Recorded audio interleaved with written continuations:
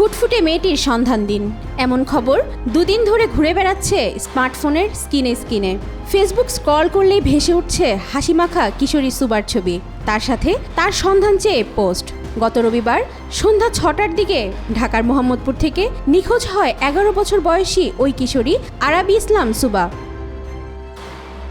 জানা যায়, ক্যান্সারে আক্রান্ত মায়ের চিকিৎসার জন্য কয়েকদিন আগেই পরিবারসহ ঢাকায় আসে ওই কিশোরী। আত্মীয়ের বাসায় অবস্থানকালে রোববার সন্ধ্যায় ফুফাতো ভাইয়ের সঙ্গে বাসা থেকে বের হয়। তবে রাস্তা পার হওয়ার সময় তার কাজিন এগিয়ে গেলেও সুবাকে আর খুঁজে পাওয়া যায়নি। সুবা বরিশালের একটি স্কুলের 6ষ্ঠ শ্রেণীর ছাত্রী।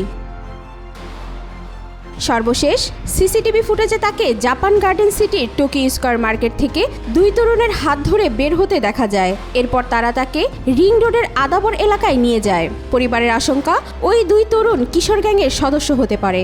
তাদের দাবি, পুলিশ যেন দ্রুত ফুটেজ বিশ্লেষণ করে ওই দুই তরুণকে শনাক্ত করে।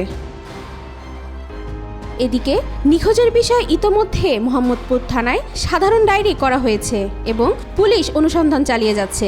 মোহাম্মদপুর থানার পরিদর্শক হাফিজুর রহমান জানিয়েছেন, মেয়েটির সন্ধানে পুলিশের একাধিক দল কাজ করছে এবং বিভিন্ন জায়গায় সিসিটিভি ফুটেজ পর্যালোচনা করা হচ্ছে। সুবার বাবা ইমরান রাজীব সামাজিক যোগাযোগ মাধ্যমে মেয়েকে খুঁজে পেতে আকুল আবেদন জানিয়েছে।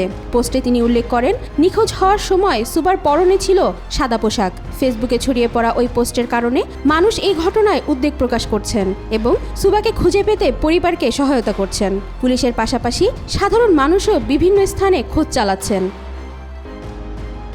নিখোঁজের 48 ঘন্টা পার হলেও এখনও তার খোঁজ না মেলায় পরিবার চরম দুশ্চিন্তায় রয়েছে। পুলিশ জানিয়েছে, দ্রুত তাকে উদ্ধারে তারা সর্বোচ্চ চেষ্টা চালিয়ে যাচ্ছে। তবে এটি কি সত্যি কোনো নিখোঁজের খবর, নাকি এর পেছনে রয়েছে অন্য কোনো রহস্য, তাই এখন দেখার বিষয়। ওয়াহিদা পারভিন, আজকাল।